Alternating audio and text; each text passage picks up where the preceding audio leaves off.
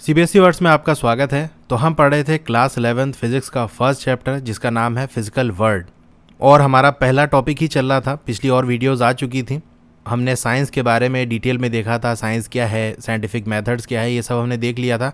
आज हम स्टार्ट करेंगे अपना फिजिक्स के बारे में कि फिजिक्स क्या है।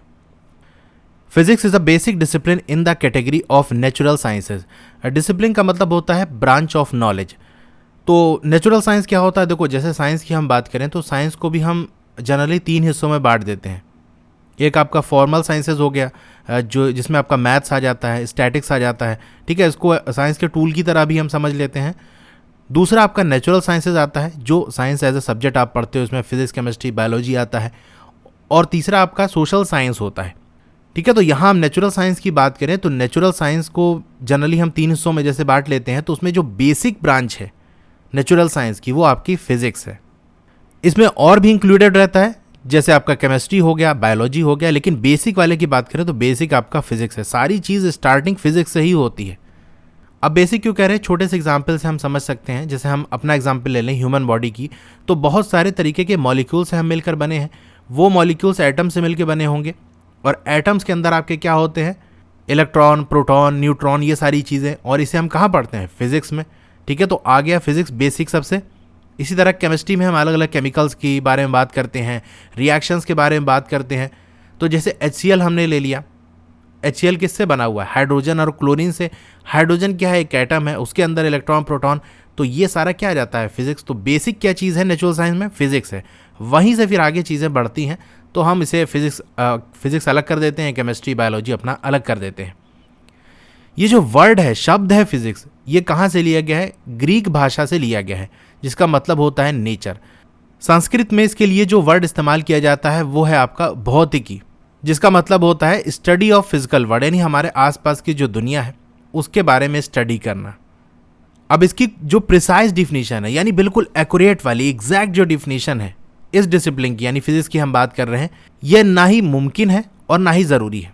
यानी अगर हम चाहें कि एकदम एग्जैक्ट डिफिनीशन बना दें कि फिजिक्स की क्या डिफिनीशन है, तो उसको बनाना मुमकिन नहीं है, क्योंकि फिजिक्स बहुत बड़ी ब्रांच है, बहुत सारी चीज़ें हैं। आप एक डिफिनीशन में उसे समराइज नहीं कर सकते, और ना ही डिफिनीशन बनाने की हमें ज़रूरत है। अगर मोटे मोटे तौर पर हम डिस्क्राइब करें फिजिक्स को कि फिजिक्स है क्या, भाई कुछ तो आइडिया होना चाहिए फिजिक्स के बारे में कि फिजिक्स क्या है। तो एक मोटे मोटे तौर पर आइडिया आप ये ले सकते हो कि study of the basic laws of nature and their manifestation in different natural phenomena. तो फिजिक्स क्या है? नेचर के जो बेसिक लॉज हैं जिस पे नेचर वर्क करती है। जैसे आपने एप्पल ड्रॉप किया तो एप्पल नीचे आ गया, ये क्या है? किसी लॉ की वजह से है, लॉ ऑफ ग्रेविटेशन की वजह से। तो नेचर जिन लॉज के हिसाब से चल रही है, किस नियम कानून के हिसाब से चल रही है, उनके बारे में स्टडी करना। और जो मैनिफेस्टेशन है, मैनिफेस्टेशन का मतलब होता है प्रदर्शन, दिखाना। तो जो नेचुरल फिनोमेना है, नेचुरल जो इवेंट्स हैं, उसमें जो ये लॉज हमें दिखाई पड़ते हैं कि ये लॉ फॉलो हो रहा है इसमें। जैसे रेनबो का फॉर्मेशन कैसे हो रहा है? रिफ्रैक्शन वाले लॉ के हिसाब से, रिफ्रैक्शन का कॉन्सेप्ट है। तो ये जो चीज़ हमें दिखती है, इसकी स्टडी करना। तो लॉज की स्टडी करना, और लॉज जहाँ पर भी नेचुरल फिनोमेना में अप्लाई होते हुए हमें दिख रहे हैं, उसकी स्टडी करना। यही है हमारा फिजिक्स। अब फिजिक्स का जो स्कोप है वो हम अगले सेशन में डिस्कस कर लेंगे।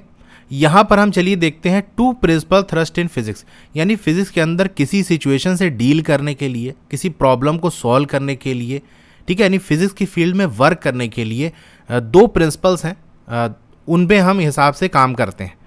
एक आपका यूनिफिकेशन हो गया और दूसरा आपका रिडक्शन हो गया। तो चलिए एक एक करके इसे हम समझते हैं कि ये क्या चीज़ें हैं। फिजिक्स में हम क्या करते हैं? हम इस बात की कोशिश करते हैं कि हम एक्सप्लेन करें अलग अलग जो फिजिकल फिनोमेना है in terms of few concept and laws, यानी हमारे कम से कम कॉन्सेप्ट और कम से कम लॉज के जरिए हम ज़्यादा से ज़्यादा फिजिकल फिनोमेना को एक्सप्लेन कर दें। ऐसा ना हो कि हर चीज़ के लिए अलग से हम लॉ बना रहे हैं, अलग से कॉन्सेप्ट दे रहे हैं कि भैया ये ऐसे काम करती है। अब हम ऐसा क्यों कर रहे हैं? ये जो हमारा एफर्ट है, ये हमारी जो कोशिश है, उससे हम ये देखना चाहते हैं कि जो हमारी ये फिजिकल वर्ल्ड है as manifestation of some universal laws in different domains and condition. तो हम ये बताना चाहते हैं, ये समझाना चाहते हैं कि हमारे आसपास की जो दुनिया है उसमें जो भी चीज़ें हमें देखने को मिल रही हैं, जो भी चीज़ प्रदर्शन हो रहा है जिन चीज़ों का, वो कुछ बेसिक यूनिवर्सल लॉज हैं, वही फॉलो हो रहे होते हैं, बस कंडीशंस अलग अलग होती हैं। जैसे एग्जाम्पल से ये बात ज़्यादा क्लियर होगी। जैसे एक लॉ है लॉ ऑफ ग्रेविटेशन का, जिसे न्यूटन ने दिया था। वो डिस्क्राइब करता है fall of a apple to ground, यानी एप्पल जो है जब टूटता है पेड़ से तो ज़मीन में क्यों जाता है, कैसे जाता है, कितनी स्पीड से जाएगा, कितनी देर में पहुंचेगा, ये सारी ये चीज़ें हैं वो कौन सा एक्सप्लेन करेगा, लॉ ऑफ ग्रेविटेशन। ठीक है, तो एक चीज़ आप समझ गए। अब जो मोशन है मून का, यानी चांद जो धरती के चारों तरफ चक्कर लगाता है और जो प्लैनेट्स हैं सन के अराउंड जो घूमते हैं, वो भी इसी लॉ के जरिए एक्सप्लेन किया जा सकता है। यानी हम ये पूछें कि मून चारों तरफ अर्थ के कैसे घूम रहा है, तो आप कहोगे लॉ ऑफ ग्रेविटेशन की वजह से। तो आप देख सकते हो दोनों कितनी अलग चीज़ है, कितनी अलग कंडीशन है। कहाँ एप्पल की बात हो रही है और कहाँ मून की बात हो रही है। साइज को देखो, कंडीशन को देखो, कहाँ एप्पल ऊपर से नीचे की तरफ गिर रहा है, कहाँ मून चारों तरफ अर्थ के घूम रहा है, या प्लैनेट की बात करें तो प्लैनेट सन के चारों तरफ घूम रहा है। कहाँ हम अर्थ पे एक चीज़ की बात कर रहे हैं और कहाँ पर हम यूनिवर्सल लेवल पे एक चीज़ की बात कर रहे हैं। दोनों कितनी अलग अलग चीज़ हैं, लेकिन दोनों को हम सिर्फ एक लॉ से एक्सप्लेन कर रहे हैं। वो क्या है? Law of gravitation. इससे फ़ायदा ये होता है कि हम कहीं पर भी और भी किसी चीज़ के अंदर ऐसा मोशन देखेंगे तो वहाँ पर इस लॉ के ज़रिए हम रिजल्ट निकाल सकते हैं, और ऐसा ही हम करते हैं।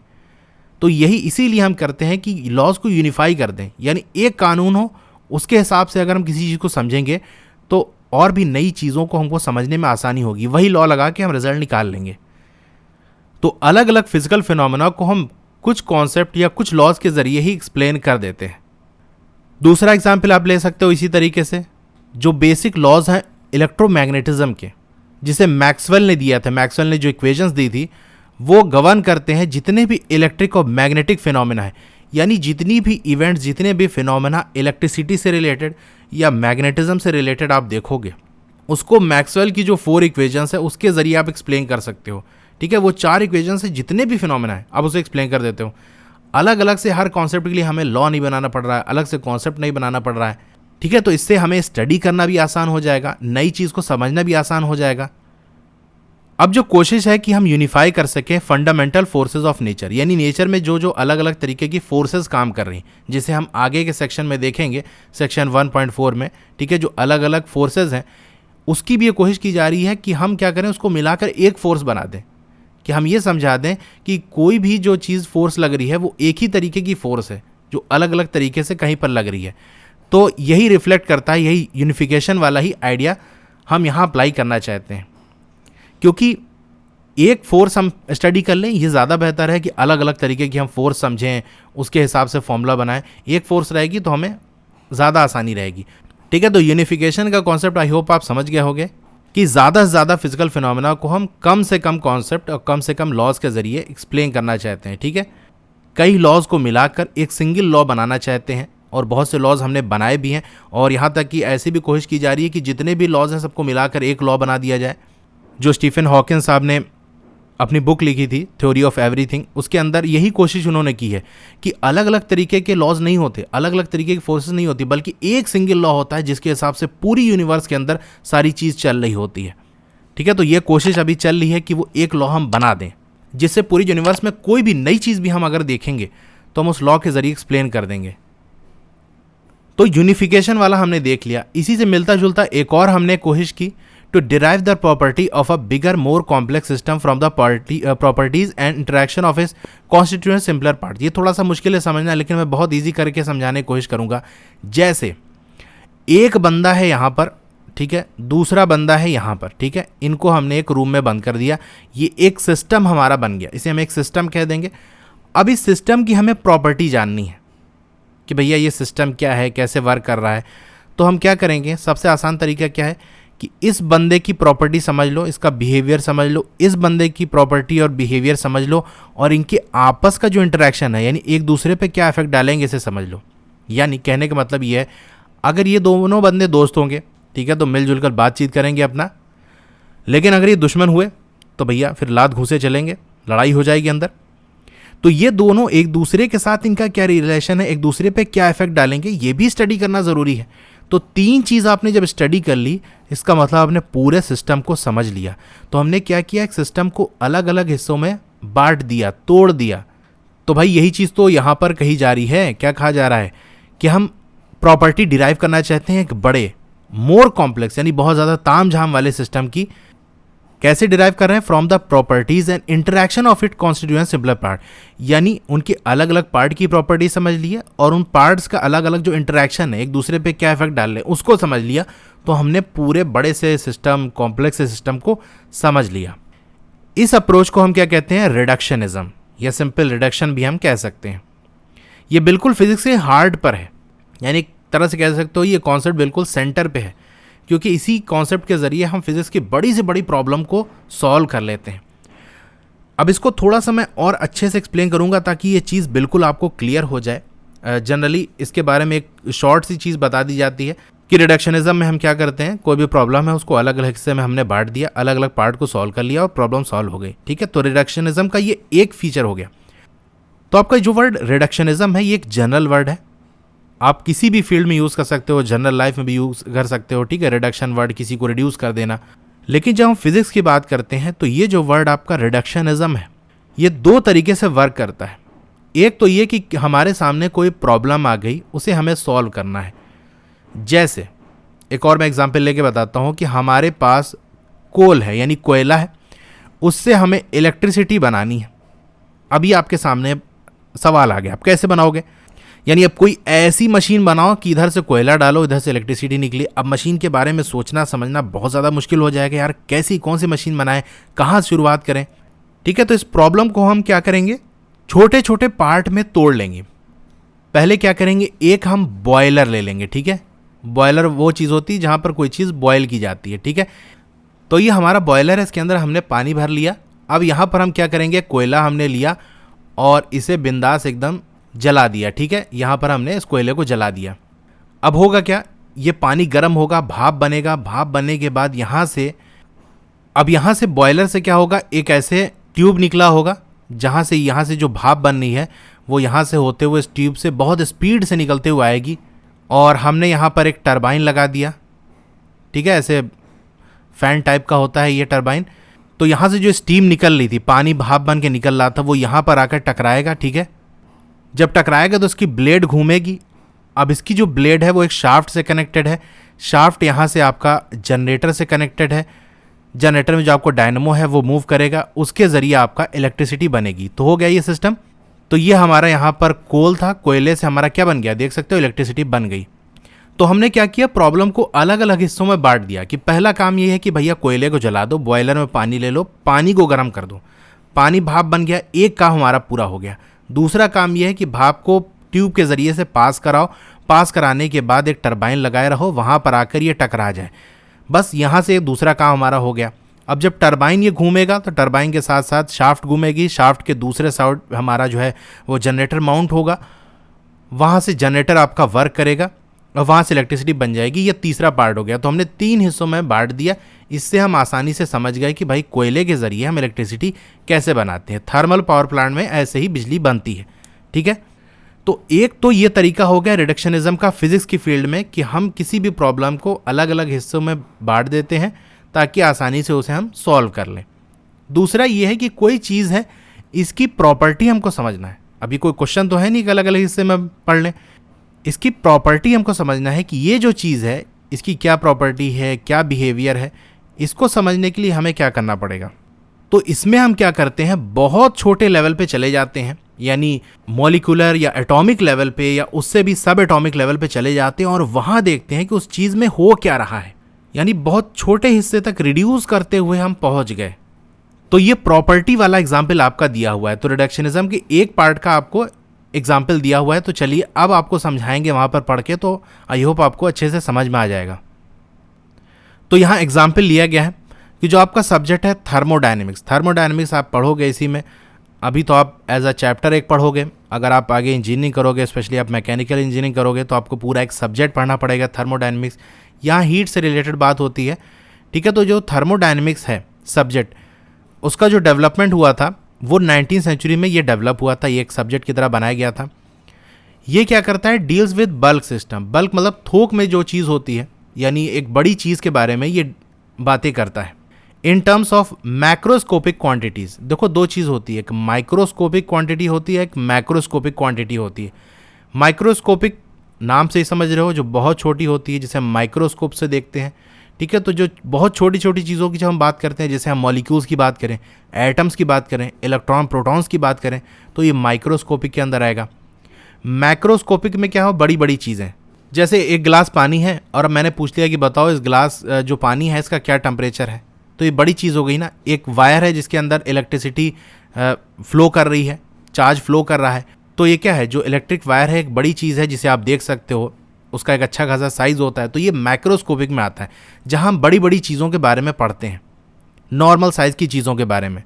तो थर्मोडायनेमिक्स में हम किस चीज़ों के बारे में डील करते हैं, जैसे आपका टेम्परेचर हो गया, इंटरनल एनर्जी हो गया, एंट्रोपी हो गया, ठीक है। तो थर्मोडायनेमिक्स सब्जेक्ट में इन सारी चीज़ों में और भी चीज़ें होती हैं, एंथैल्पी वगैरह, ये सब, प्रेशर भी होता है, लेकिन बेसिक्स आपको ये 3 याद करना है कि थर्मोडायनेमिक्स में हम टेम्परेचर, इंटरनल एनर्जी और एंट्रोपी के बारे में स्टडी करते हैं। तो जब स्टडी करते हैं, मान लो टेम्परेचर का एक एग्जांपल लेंगे, उससे आप समझ जाओगे। टेम्परेचर की हम बात करें तो किसी चीज़ का हमको टेम्परेचर नापना होता है, तो हम क्या करते हैं, एक जगह थर्मामीटर लगाते हैं और वहाँ से उस पूरे सिस्टम का टेम्परेचर हम नाप लेते हैं। फॉर एग्जांपल, जैसे आपको फीवर आता है तो आप क्या करते हो, बॉडी का टेम्परेचर नापते हो। कैसे नापते हो, थर्मामीटर से नापते हो।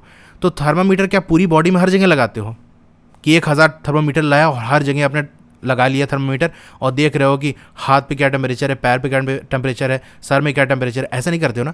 बस एक जगह लगाते हो, यानी मुंह में आपने लगा लिया और उसी हिसाब से आप बता देते हो कि मेरे बॉडी का टेम्परेचर क्या है, ठीक है। तो पूरे बल्क यानी पूरे बड़े से सिस्टम की आप टेम्परेचर बता देते हो बस एक जगह थर्मामीटर लगा के, ठीक है। तो ये होता है बल्क सिस्टम। तो थर्मोडायनेमिक्स में हम ऐसे ही करते हैं, किसी भी एक सिस्टम के इंटरनल एनर्जी पूछ लेता है हमसे कि भाई ये एक सिस्टम है, हमारे सामने एक बॉक्स है, बताओ इसकी इंटरनल एनर्जी क्या है, इसके अंदर एंट्रोपी क्या है इसकी, ठीक है। तो पूरे एक सिस्टम की हम बात करते हैं थर्मोडायनेमिक्स में। फिर क्या हुआ, बाद में क्या हुआ, ये थर्मोडायनेमिक्स हमने 19वीं सेंचुरी में इस तरह से हम करते थे। जब काइनेटिक थ्योरी आई, ये एक चैप्टर है जो आप पढ़ोगे काइनेटिक थ्योरी ऑफ गैसेस बारे में। तो जब काइनेटिक थ्योरी आई और स्टैटिस्टिकल मैकेनिक्स आई, ठीक है, तो यही जो क्वांटिटीज़ थी, जैसे आपका टेम्परेचर हो गया, इंटरनल एनर्जी हो गया, एंट्रोपी हो गया, प्रेशर हो गया, तो इन क्वांटिटीज़ को, इनकी जो प्रॉपर्टी है मॉलिक्यूलर कॉन्स्टिट्यूएंट्स की, उस बल्क सिस्टम की, उसके हिसाब से हमने स्टडी किया। यानी जैसे नॉर्मल आपके फीवर आया तो आपने एक जगह थर्मामीटर लगाया और टेम्परेचर नाप लिया, ये तो सिंपल तरीका था थर्मोडायनेमिक्स का। लेकिन जब काइनेटिक थ्योरी आई, यानी जहाँ पर हम मॉलिक्यूल लेवल की बात कर रहे थे, तो वहाँ पर हमने ये देखा कि एक मॉलिक्यूल का क्या टेम्परेचर है। तो पूरी बॉडी मिलियंस ऑफ मॉलिक्यूल से मिलकर बनी होगी, तो एक एक मॉलिक्यूल्स के टेम्परेचर को, उसके बिहेवियर को समझा हमने कि ये टेम्परेचर है क्या चीज़। फॉर एग्जांपल, जैसे एक और चीज़ से मैं आपको समझाता हूँ, ये प्रॉपर्टी वाला थोड़ा समझना मुश्किल है, लेकिन इस सेशन के एंड होते तक आई होप आपको चीज़ें समझ में आए, क्योंकि मैं बहुत से एग्जाम्पल लेके आपको इसे समझाने की कोशिश करूँगा। वरना रिडक्शनिज्म पे एक क्वेश्चन वाले फॉर्म में, यानी जो क्वेश्चन सॉल्व करते हैं रिडक्शनिज्म के मेथड से, वही बता दिया जाता है, जो कि मैंने वही कोल और इलेक्ट्रिसिटी वाला दिया था कि बड़ी प्रॉब्लम को अलग अलग हिस्से में बांट दिया और हो गया। लेकिन यहाँ पर जो एग्जाम्पल दिया है वो समझना आपके लिए थोड़ा मुश्किल है, इसीलिए मैं इसे कोशिश कर रहा हूँ थोड़ा टाइम दूँ ताकि अच्छे से आप समझ जाओ। जैसे आपने पढ़ा होगा क्लास 9 में भी कि हमारे पास एक कार है, ठीक है, ये कार है हमारे पास और ये कार मूव कर रही है किसी v वेलोसिटी से, और ये कोई d डिस्टेंस है, इसको ट्रेवल करना है। तो आपसे पूछ लेगा टाइम क्या लग रहा है, ठीक है। तो जब ये क्वेश्चन आपके सामने आता है तो आप कार के बारे में नहीं पूछते कि अच्छा ये बताओ पहले कि वो कार किस कंपनी की है, महिंद्रा की है, टाटा की है, BMW है, ऑडी है, क्या है, वो कार का कलर क्या है, लाल है, पीली है, नीली है, हरी है, क्या है, कितने सीटर है, क्या क्या उसमें फीचर्स हैं, कितने रुपए की कार है, सनरूफ है या नहीं। तो इस तरह की फालतू चीज़ों में हम डील नहीं करते, बस इतना समझ गए कि हाँ कार है, बस वेलोसिटी हमको दी है, डिस्टेंस दिया हुआ है, टाइम निकाल लो सीधे से, ठीक है।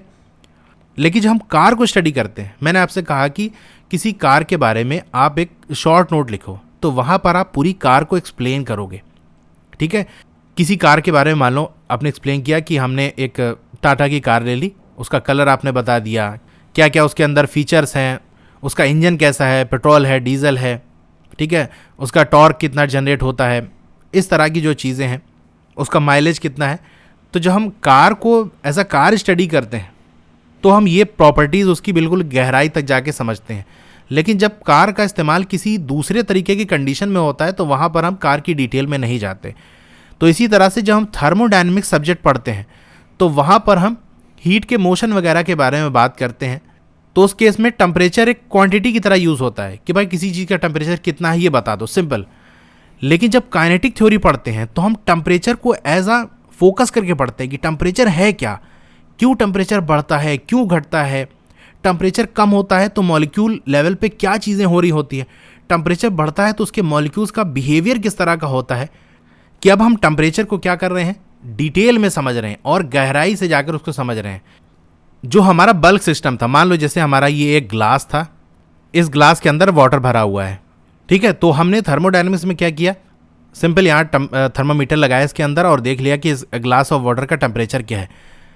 लेकिन रिडक्शनिज्म का कॉन्सेप्ट लगाकर हमने सिस्टम को रिड्यूस कर दिया कि अब एक एक मॉलिक्यूल्स के बारे में हम स्टडी करेंगे कि ये वाला जो मॉलिक्यूल है ये कैसे बिहेव कर रहा है टेम्परेचर के बढ़ने पे घटने पे।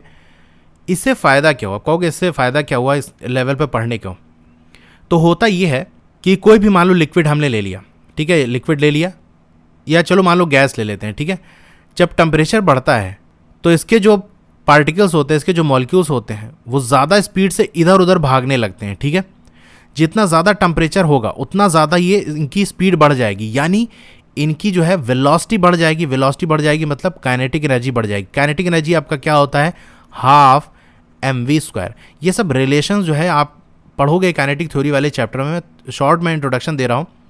वेलोसिटी बढ़ी यानी काइनेटिक एनर्जी बढ़ी, काइनेटिक एनर्जी बढ़ी तो काइनेटिक एनर्जी प्रोपोर्शनल होती है टेम्परेचर के, तो टेम्परेचर भी बढ़ेगा। इसी तरीके से अगर टेम्परेचर घटता है तो उस समय वेलोसिटी इसकी घट जाती है। इससे हमारा फ़ायदा क्या हुआ, जो आपका माइक्रोवेव ओवन्स होता है ना, वो इसी प्रिंसिपल में वर्क करता है। पहले हम क्या जानते थे कि टेम्परेचर किसी चीज़ का कैसे बढ़ता है, भाई उसे कोई चीज़ जला दो, आग जला दो, और जैसे खाना हमको गर्म करना है तो हमने उसको चूल्हे पे चढ़ाया, आग जलाई और वो खाना गर्म हो जाएगा। भाई कोई चीज़ के ज़रिए हम हीट करेंगे तभी खाना वो या कोई भी चीज़ है वो गर्म होगी। लेकिन जब टेम्परेचर को हमने बिल्कुल रिड्यूस करके उसके मॉलिक्यूलर लेवल पे समझा कि मॉलिक्यूल्स में क्या चीज़ हो रही है जिसकी वजह से टेम्परेचर बढ़ रहा है, तो हमें ये पता चला कि अगर मॉलिक्यूल्स को एनर्जी मिल जाती है और वो ज़्यादा स्पीड से भागने लगते हैं तो उस केस में टेम्परेचर बढ़ जाता है। तो हमने माइक्रोवेव रेडिएशंस के ज़रिए, जब जिसके यहाँ भी माइक्रोवेव अवन होगा वो तो जानता होगा कि अगर प्लास्टिक के बर्तन में भी आप खाना रखोगे ना तो वो खाना गर्म हो जाएगा लेकिन प्लास्टिक गर्म नहीं होगी। यहाँ तक कि हमने तो पॉलीथीन के अंदर भी चीज़ें रख के गर्म की हैं, लेकिन पॉलीथीन उस केस में नहीं गर्म होती। लेकिन वही अगर चूल्हे पर रख दो पॉलीथीन तो जल जाएगी। तो अवन में होता क्या है, जो फूड होते हैं उसके जो पार्टिकल्स होते हैं उसको हम एनर्जी प्रोवाइड करते हैं, तो उनका मोशन तेज़ हो जाता है। मोशन तेज़ हो जाता है तो उनका टेम्परेचर ऑटोमेटिकली बढ़ जाता है, ठीक है। तो जो हमने काइनेटिक थ्योरी पढ़ी तब हमने समझा कि टेम्परेचर असल में होती क्या चीज़ है। In particular the temperature was seen to be related to the average kinetic energy of molecules of system. तो जो हमने मॉलिक्यूलर लेवल पे जाकर समझा तो हमें ये पता चला कि टेम्परेचर क्या है, जो भी मॉलिक्यूल्स हैं उनकी जो काइनेटिक एनर्जी है सबका हम एवरेज निकाल लें, ठीक है। यानी जितने भी मॉलिक्यूल्स हैं उनकी काइनेटिक एनर्जी को जोड़ दो और जितने मॉलिक्यूल हैं उससे डिवाइड कर दो, तो हमें जो वैल्यू आती है वही हमारा क्या होता है, टेम्परेचर होता है। तो आई होप आप ये रिडक्शनिज्म समझ गए होंगे। शॉर्ट में एक बार मैं फिर से बता दूं कि रिडक्शनिज्म फिजिक्स की फील्ड में दो तरीके से वर्क करता है। एक तो कोई क्वेश्चन हमारे सामने आ गया बड़ा सा कॉम्प्लेक्स सा, तो हम क्या करते हैं उस क्वेश्चन के कई पार्ट हमने कर दिए, एक एक पार्ट को सॉल्व कर दिए, फिर जो अलग अलग पार्ट है उनका आपस में कैसे रिलेशन है उसको देख लिया, उसे सॉल्व कर लिया और इस तरह से हमारी पूरी प्रॉब्लम सॉल्व हो गई। दूसरा ये, किसी भी चीज़ की प्रॉपर्टी को हमको समझना है, जैसे टेम्परेचर, मान लो टेम्परेचर को हमको समझना है कि टेम्परेचर क्या है, तो हमने क्या किया, इसको बिल्कुल छोटे लेवल पे, मॉलिक्यूलर लेवल पे जाकर देखा कि टेम्परेचर के कम और ज़्यादा होने से मॉलिक्यूल्स में क्या हो रहा है। तो हमें ये पता चला कि टेम्परेचर बढ़ता है तो मॉलिक्यूल की स्पीड बढ़ जाती है, टेम्परेचर घटता है तो मॉलिक्यूल की स्पीड कम हो जाती है। ये हम तब जान पाए क्योंकि हमने सिस्टम को रिड्यूस कर दिया, वरना पहले क्या करते थे, पूरा सिस्टम एक बल्क सिस्टम होता था, उसका सिंपल हम टेम्परेचर नाप लेते थे, थर्मामीटर लगाया या छू के बता दिया कि ये गर्म है या ठंडा है। क्योंकि मॉलिक्यूल लेवल पे हमें स्टडी करने से फ़ायदा ये हो गया कि हम जान गए कि टेम्परेचर चीज़ क्या है, ये कैसे बढ़ता और कैसे घटता है।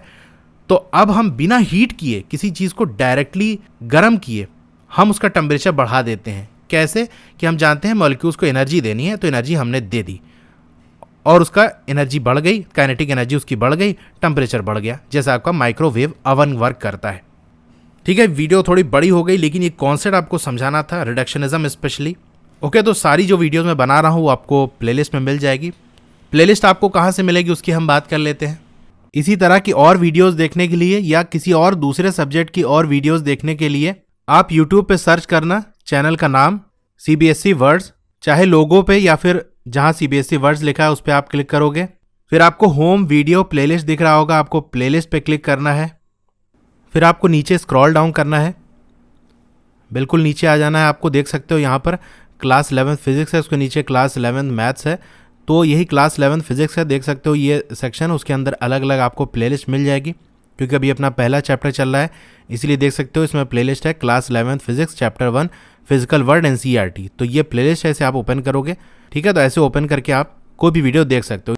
और दूसरा तरीका ये है कि आप वीडियो के नीचे राइट साइड कॉर्नर में एक एरो दी होगी, उस पर क्लिक करोगे तो डिस्क्रिप्शन ओपन हो जाएगा। डिस्क्रिप्शन में सारे प्लेलिस्ट के लिंक दिए हुए हैं, तो वहाँ से भी आप प्लेलिस्ट देख सकते हो। मेरा टेलीग्राम ग्रुप है, आप उसे भी ज्वाइन कर लो। फेसबुक पेज है, उसे भी लाइक कर लो। सबका लिंक आपको डिस्क्रिप्शन में मिल जाएगा। तो आपको ये वीडियो कैसी लगी कमेंट करके ज़रूर बताइए। अच्छी लगी हो तो लाइक करिए, और चैनल पर नए हैं तो सब्सक्राइब कर लीजिए। और उसके बगल में एक बेल का आइकन होगा, उसको दबा के ऑल पे क्लिक कर देंगे तो जब भी नई वीडियो आएगी आपको मैसेज आ जाएगा। ओके, तो फिर मिलते हैं अगली वीडियो में। Thank you.